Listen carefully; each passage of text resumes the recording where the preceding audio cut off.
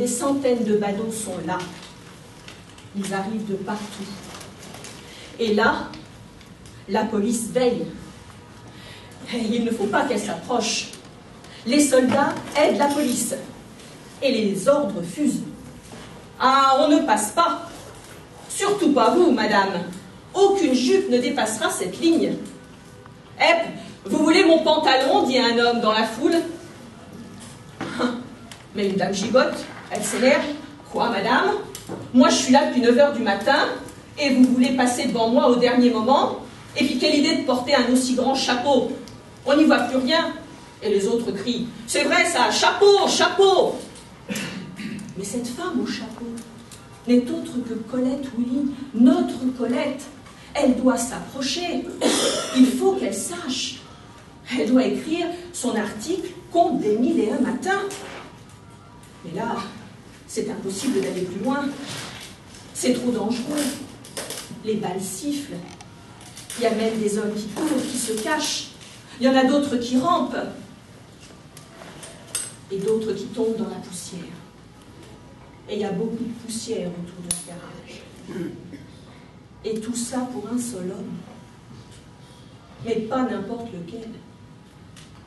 Bono en personne, Jules de son prénom. Il est là, tout seul, dans le garage, il résiste à l'assaut. Et pendant ce temps-là, dans la foule, les rumeurs vont bon train. Oh là là, quel dommage de finir ainsi. Oh, je l'ai bien connu, moi, le petit Jules. Ça a mal commencé pour lui. Quand il est né en octobre 1876, les temps étaient durs pour nous les ouvriers.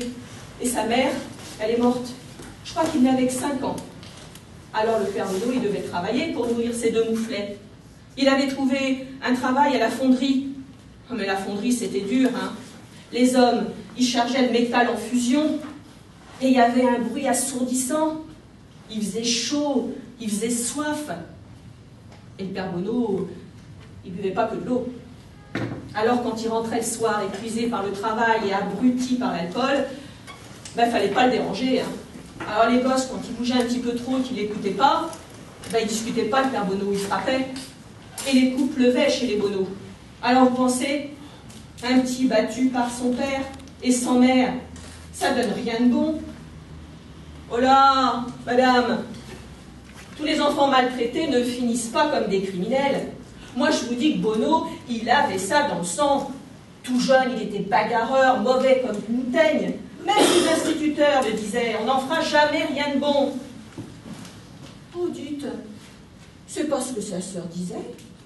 Moi, sa sœur, elle m'a dit que petit, Bono, il était courageux, laborieux, il n'a jamais rien fait de mal. Bon, c'est vrai, il avait un sale caractère, mais il a essayé de se ranger. Regardez quand il a épousé la petite couturière, la jeune Sophie Burdet, en 1901. Ben, il s'est installé à Genève. Et puis, là-bas, il était mécanicien. Et à ce qu'on raconte, un très bon mécanicien.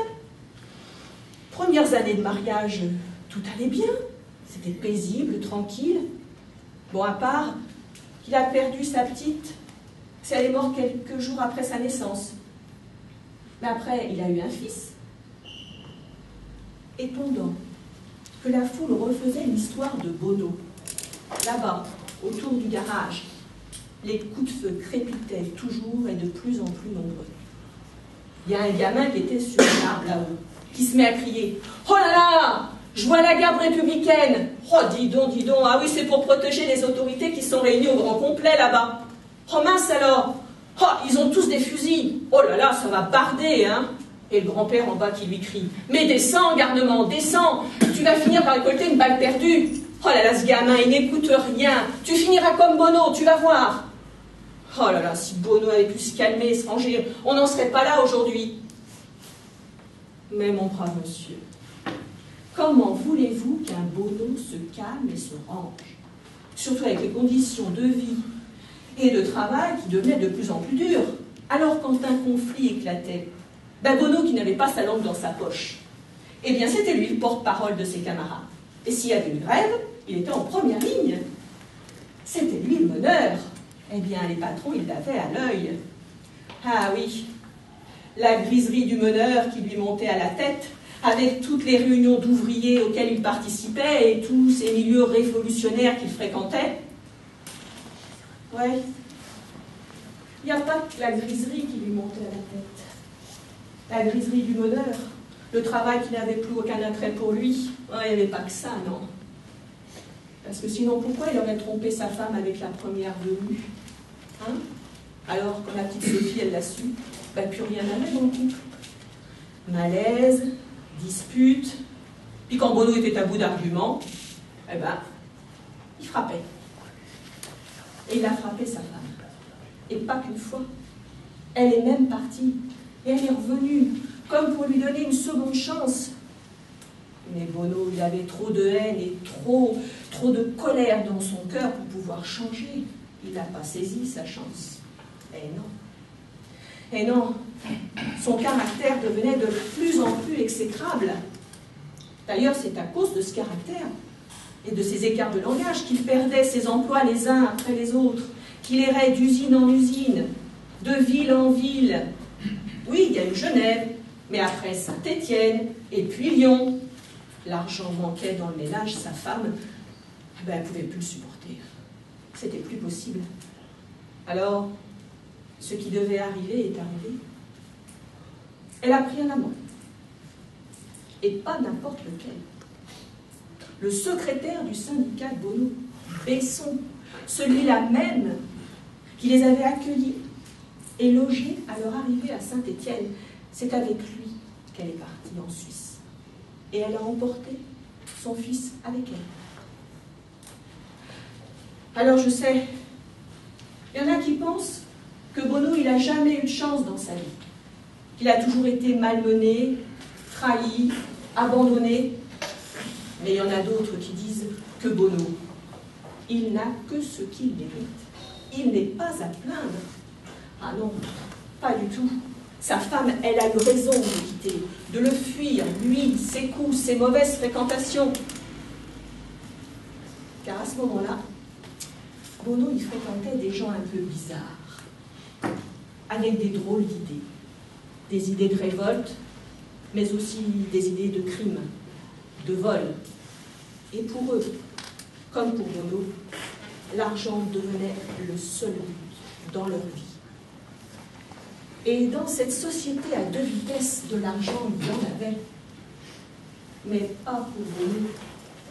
Et ça, il ne pouvait plus du tout le supporter. De l'argent, il y en avait, mais pas pour lui. Il y en avait pour ces belles dames à taille de guêpe et à chapeau à voilette, et pour ces beaux messieurs à moustaches cirées sur leur canotier. Eux font souvent la fête, eux jouissent pleinement de la vie. C'est la belle époque. Alors que le peuple vit dans une misère morale et matérielle extrême, la nourriture et les produits de première nécessité sont hors de prix. Les familles ont un mal fou pour se loger, et quand elles trouvent un logement, il est exigu, insalubre. Et puis le chômage augmente, aggravé par l'afflux d'ouvriers venus dans les grandes villes pour trouver du travail. Et ceux qui ont un emploi sont exploités. Ils travaillent 12 à 18 heures par jour, sans dimanche. Et si jamais l'un d'eux avait l'audace de revendiquer une amélioration de leurs conditions de travail, il était licencié. Et d'autres chantent pour exprimer leur révolte. Pour chanter Veni Creator, il faut porter chasuble d'or. Pour chanter Veni Creator, il faut porter chasuble d'or. Nous en tissons pour vous, grands de l'Église, et nous pauvres calus n'avons pas de chemise. C'est nous les canus, nous sommes tout nus. Pour gouverner, il faut avoir manteau et ruban sautoir. Pour gouverner, il faut avoir manteau et ruban sautoir. Nous en tissons pour vous, grands de la terre, et nous pauvres canuts sans bras on nous enterre. C'est nous les canuts, nous allons tout nus. Mais notre règne arrivera, quand votre règne finira. Mais notre règne arrivera, quand votre règne finira. Nous tisserons le linceul du vieux monde, car on entend déjà la révolte qui gronde. C'est nous les canuts, nous n'irons plus nus. Les ouvriers ripostent par des grèves violentes. En 1910, Clémenceau fait charger des grévistes à Dravel. Bilan, plusieurs morts et 200 blessés. Le fossé se creuse donc encore plus entre la classe dirigeante, cette bourgeoisie cynique et arrogante, et la classe ouvrière, dont les conditions de vie sont de plus en plus déplorables. La fièvre révolutionnaire monte, les anarchistes sèment la terreur, plus rien ne les arrête. Ils refusent toute autorité, ils veulent la liberté. Et leurs idées se résument à cette devise célèbre, ni Dieu, ni maître. L'exploitation de l'homme par l'homme, c'est terminé. Ils veulent créer des sociétés sans chef. Et puis, ils ont lu Bakounine, le fondateur de l'anarchie, et d'autres théoriciens comme Kropotkin, Proudhon. Ils se sont nourris de leurs théories complexes, prônant soit la destruction de la société par la violence, ou au contraire, un humanisme qui voudrait que l'homme libère toutes ses capacités individuelles. Et certains ont lu des livres doctrinaires, mais paraît-il, des lectures mal comprises qui ont nourri leur haine au lieu de former leur esprit. Le pouvoir a peur des anarchistes.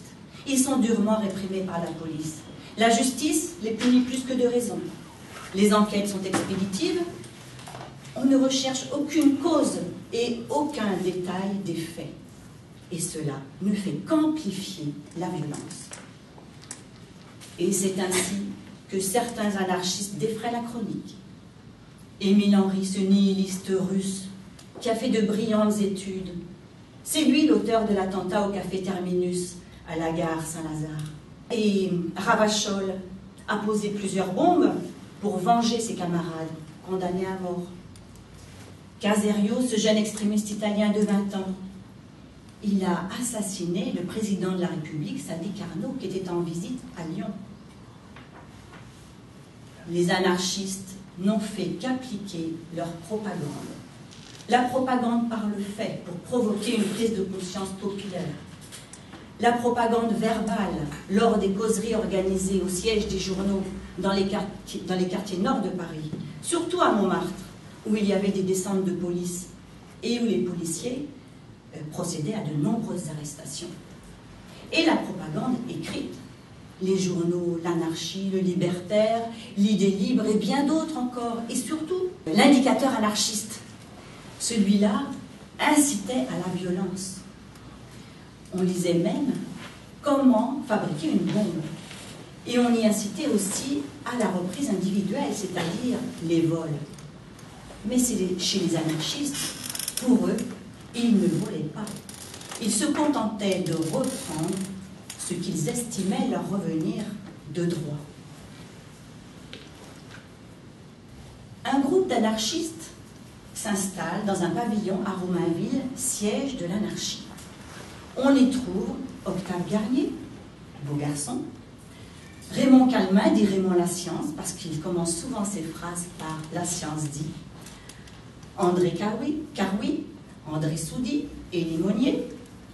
Ils ont tous entre 20 et 25 ans. Ils ne fument pas, ne boivent pas, ils sont végétariens. Et pour eux, l'hygiène est très importante. Ils ont tous un métier. Boulanger, mécanicien, typographe, tourneur sur métaux. Et la plupart d'entre eux possèdent plusieurs fausses identités. Alors au début, ils vivent de petits vols. Car oui, j'allais dire vol, mais non, ils ne volent pas. Ils rapportent une bicyclette, un stock de bretelles, Puis, aidé de Medge et valets, il cambriole la poste de Romainville. Et limonier dévalé d'un tronc d'église, et Calmin vide la caisse de la gare à Saint-Germain-en-Laye. Ces jeunes idéalistes seront souvent condamnés pour ces délits mineurs. Et Dieudonné, lui, alors qu'il devait prendre son train pour Nancy, il s'arrête d'abord dans un petit bistrot fréquenté par les anarchistes. Il ouvre la porte, et là, au fond de la salle, il voit un homme seul. C'est Jules Bonneau. Ils entament une discussion, et Dieudonné lui donne beaucoup de renseignements sur les réseaux anarchistes parisiens. Aussitôt, Bonneau se rend à l'Idée libre, et là, il fait la connaissance de Calmin et Garnier. Alors, ils discutent. Et ils vont finir la discussion chez Calmin à Montmartre. Et pendant des soirs, ils parlent de la reprise individuelle. Et ils en ont marre de leur petit larcin, de leur existence misérable. Ils rêvent d'une action de grande envergure. Et c'est le début de l'escalade. Chez les anarchistes, il n'y a pas de chef, on le sait.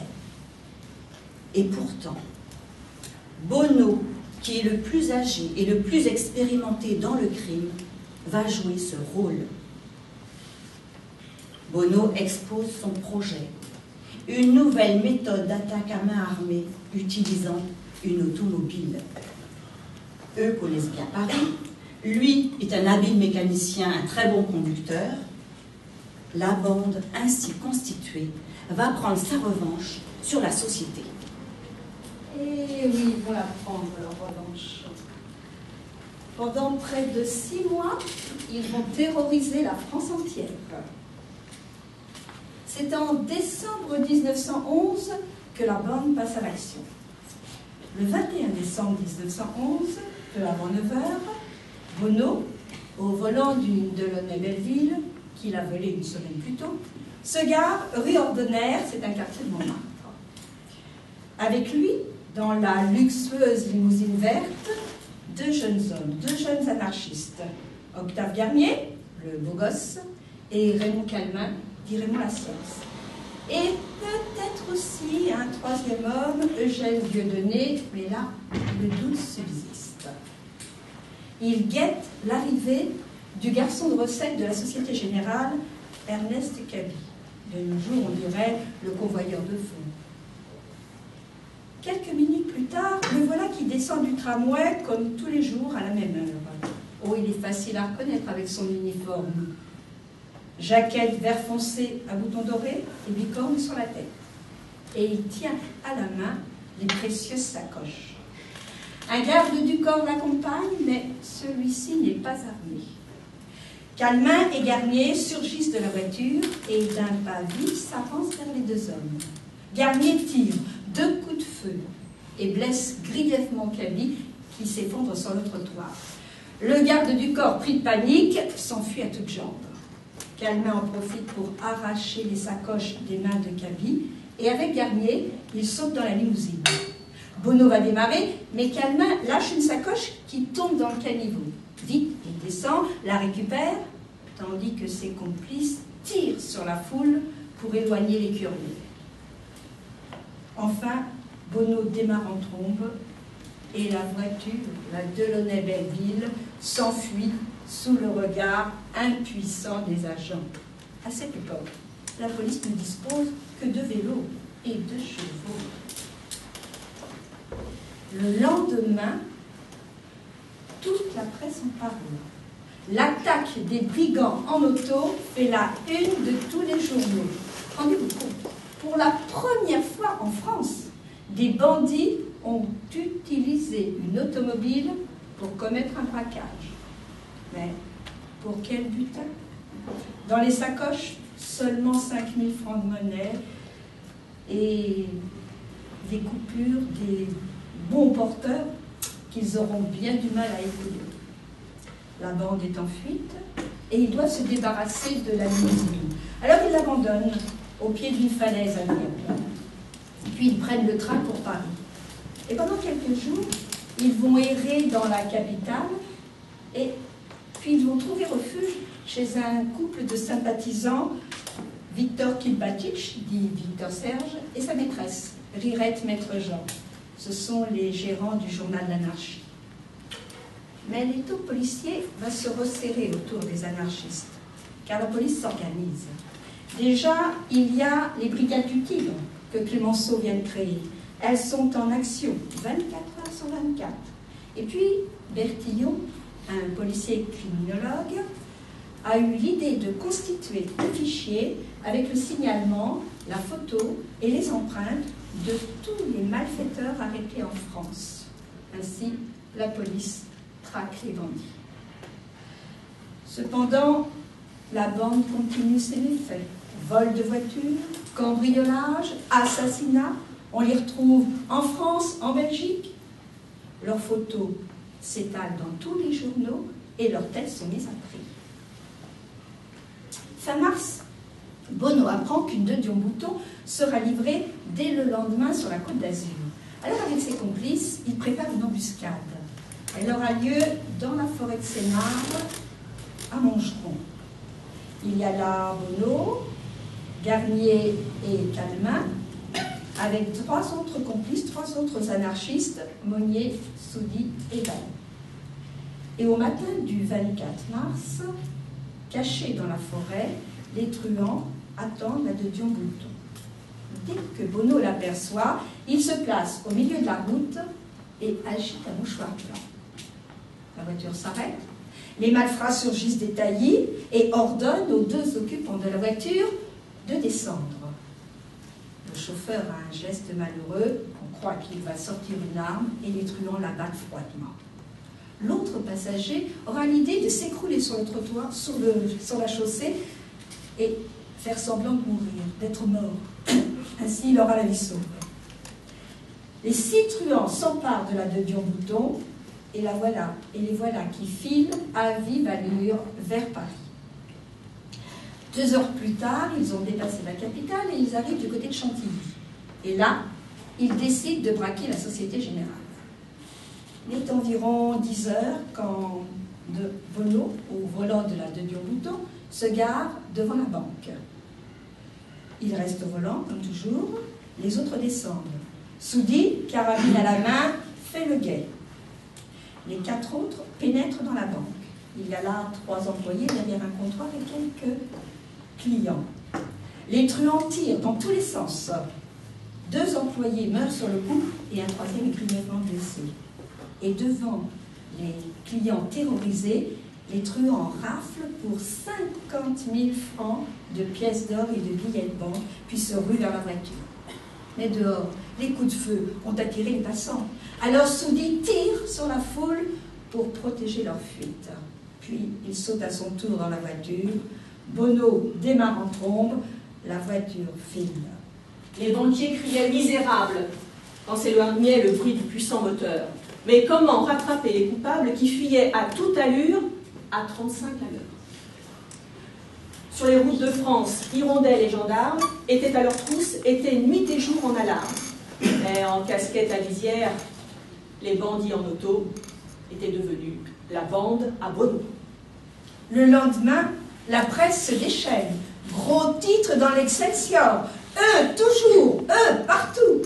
La bourgeoisie s'affole. Mais que fait la police? Le soir même, la Société Générale offre 100 000 francs de récompense pour toute information qui permettrait la capture des truands. Les témoignages vont affluer et les arrestations vont s'enchaîner. Déjà en décembre 1911, Victor Kilbatich et sa compagne, Rirette Maître Jean, est arrêté. Dans le siège de leur journal, L'Anarchie, on a retrouvé des armes et des objets volés. En février 1912, Dieudonné, l'amoureux et conduit par sa femme qui porte la culotte, est arrêté. Il admet connaître Bonneau, mais nie toute participation au braquage de la rue Ordener à Paris. Le 30 mars, c'est Soudy, l'homme à la carabine. Dit Soudy, pas de chance. Il est arrêté à Berck, alors qu'il se soignait dans un sanatorium. Le 2 avril, c'est au tour de Carouy. Et le 7 avril, c'est Calmat, dit Raymond Lascience, qui est arrêté à Montmartre. Et le 24 avril, Monnier. Oh, lui aussi jure qu'il est innocent. Lors du braquage de Montgeron et de la Société Générale à Chantilly, il était, dit-il, dans la boutique de son ami M. Gauzy, à Ivry-sur-Seine. Ce même 24 avril, M. Join, chargé de l'affaire, se rend donc dans cette boutique à Ivry pour perquisitionner. Et là, au premier étage, il se retrouve nez à nez avec Bonneau. Une bagarre éclate, des coups de feu sont tirés et Bonneau abat Join. Puis s'écroule à son tour et fait semblant d'être mort. Mais dès que les policiers ont quitté la pièce, Bonneau se relève et s'enfuit en sautant par une fenêtre. Et là, il va même se casser le poignet. Après la mort de Louis Join, qui est tout de même le sous-chef de la Sûreté nationale, Bonneau va se faire discret. Mais de nombreux témoignages vont permettre à la police de retrouver sa trace. Et c'est ainsi que le dimanche 28 avril 1912, M. Valette, chef de la brigade mobile, se rend avec quelques policiers rue Jules Vallès à Choisy-le-Roi, au garage de Dubois, un sympathisant anarchiste. Il est à peu près 7 heures quand M. Valette et ses hommes s'approchent du garage. Et par une porte entrouverte, ils aperçoivent un homme accroupi devant une motocyclette. C'est Dubois. Le truand alerté tire, Valette et ses hommes se replient, et là, ils aperçoivent Bonneau au premier étage. Je savais que je ne devais pas traîner ici. Avec Dubois, on avait prévu de partir. Mais voilà, ce policier m'a reconnu. Alors je suis restée au premier. Et puis je les ai guettés. Vers 8h, 8h30, ils sont revenus. Ils étaient 5 cette fois-ci. Moi, je les ai vus arriver. J'étais cachée sur le palier de l'escalier, à l'extérieur, mais il y avait la pancarte, lotissement Fromentin. Personne ne pouvait me voir. Je les ai vus arriver. Ils se sont dirigés vers le garage, ils sont rentrés, j'ai entendu des coups de feu, et puis les policiers sont ressortis. Et alors là, ils étaient faits. Eux, à découvert, moi, protégée par la pancarte, je les ai tirés. J'en ai touché 2 d'ailleurs. Et puis, ils sont partis, comme ils pouvaient. Seulement, les coups de feu ont attiré les badauds, les voisins, et petit à petit, au cours de la matinée, eh bien, il y avait toute une foule. Alors, il y en avait qui étaient là avec leurs fusils, cachés, couchés dans le sol, sur le sol, autour du garage, qui essayaient de s'approcher pour me tirer. Il y en avait d'autres qui étaient derrière le petit muret, comme si je ne les voyais pas. Et puis, il y en avait même sur les toits des maisons environnantes. Et là, pendant 3 heures durant, les feux n'ont pas cessé. J'ai aperçu aussi, pendant ce temps, j'ai aperçu même les officiels qui venaient avec leurs fusils en bandoulière et leurs écharpes tricolores. Et puis il y a eu aussi les messieurs de la haute, avec leurs redingotes et leurs chapeaux noirs, tout l'état-major, à croire que tout Paris était là pour l'arrestation de Bonneau. Alors, messieurs, comment allez-vous faire pour m'attraper? Vous allez faire venir la garde républicaine? Ou peut-être les fantassins? Vous allez choisir quoi pour m'attraper, moi le bandit tigre? 3 heures durant, des feux sans arrêt. Mais j'ai répondu, j'étais sur tous les fronts, et à chaque tir, j'étais présent et j'ai répondu. Ils pensaient m'intimider, mais moi je savais que je ferais face. Et à un moment, il y a eu un clairon qui a demandé de cesser le feu. Et je me suis retrouvée dans la chambre de Dubois. Les murs étaient transpercés. Sacré fusil, ces fusils Lebel. Vraiment. D'ailleurs, dans la chambre, il y avait des douilles partout, des dizaines de douilles. Il y avait mes revolvers, des chargeurs pleins encore, des boîtes de cartouches. J'avais de quoi tenir un siège, là encore pour très longtemps. Je me suis pris une cigarette Et j'ai pris le temps de regarder les notes que j'avais écrites il y a quelques jours. J'ai repris les feuillets et je les ai lus. Je suis un homme célèbre. La renommée claironne mon nom aux quatre coins du globe. Est-ce que j'ai des regrets? Peut-être. Mais si je dois continuer, je continuerai malgré les regrets. Et tout en lisant mes notes, j'ai perçu un drôle de bruit. J'ai regardé à la lucarne et j'ai vu arriver là un drôle d'attelage. Une charrette à bras, avec une montagne de matelas mal ficelés, un homme qui poussait cet attelage. Il semblait peiné. La chose n'avait pas l'air facile. Et au bout de plusieurs mètres, la montagne de matelas s'est écroulée. Et l'homme est reparti en sens inverse. Je l'ai un petit peu aidé en appuyant sur la gâchette. De nouveau le silence. Au loin, je perçois les bruits de la foule. J'entends des rires, des chants. Il est midi. Il fait beau aujourd'hui. Il fait chaud. Il y a une petite brise. On dirait qu'ils sont même en train de s'installer pour manger, pour pique-niquer. C'est la sortie du dimanche. Et puis, j'entends le train. J'entends la locomotive, le sifflet de la locomotive. Et le train m'emmène à Lyon. Je me revois là-bas avec la belle Judith Tolon. Je repense à nos sorties le soir dans les allées du cimetière. Je ne voudrais pas qu'elle ait l'ennui, la belle Judith. Alors je cherche de quoi griffonner un petit mot et j'écris. Madame Tolon, Judith, est innocente. Cosy est devenu aussi. Et Monsieur Tolon aussi. Et voilà que soudain, une importante détonation fait remuer les murs de la maison. Une brèche apparaît. J'entends au loin la foule gronder son mécontentement. Je me précipite dans le matelas. Je m'enroule pour me protéger. Là, je sens à la ceinture le petit sachet de cyanure. Non, je ne l'utiliserai pas. Jusqu'au bout de la plus désespérante des situations, il faut croire, il faut espérer. Je suis un homme, j'ai le droit de vivre. Tout homme a le droit de vivre.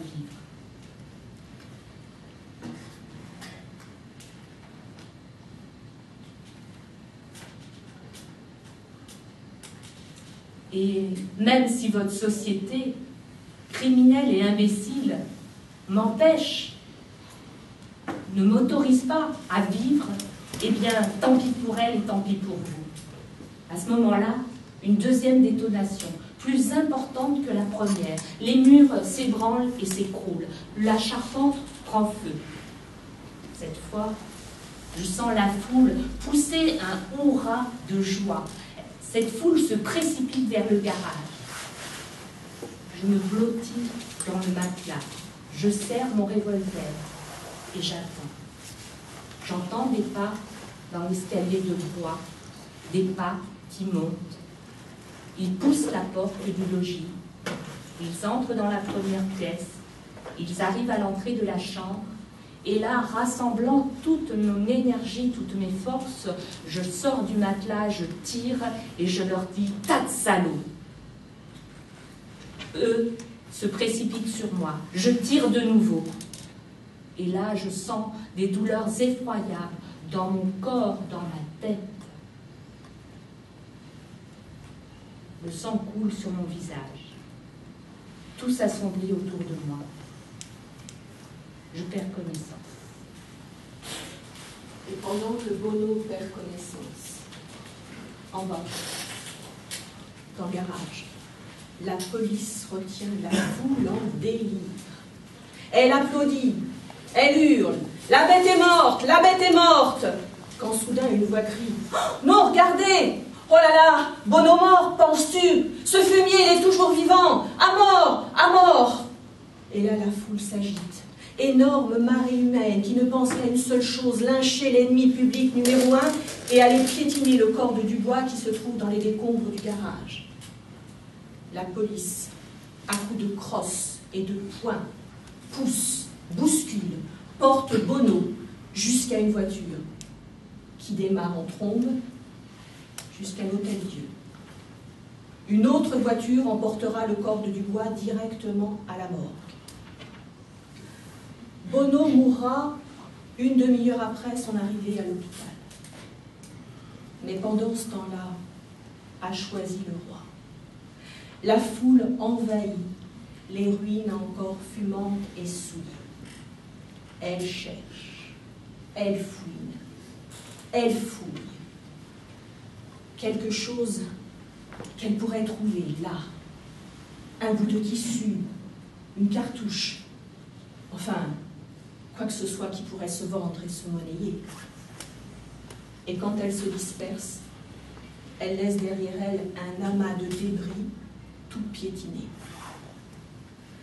Quelque temps après, M. Capu, journaliste de son état, écrira, qu'on le veuille ou non, que l'on trouve cela immoral ou indécent. Il est trop tard. La légende de Bono est en train de se former dans l'imagination populaire. La foule est encore là le 14 mai à Nogent-sur-Marne, quand la police tue valets et garniers, après 7 heures de siège. Puis, il y a eu procès, exécution, condamnation des survivants. Et comme le dit Marc Reinville, la bande à Bono est morte. Le mythe ne demande qu'à vivre.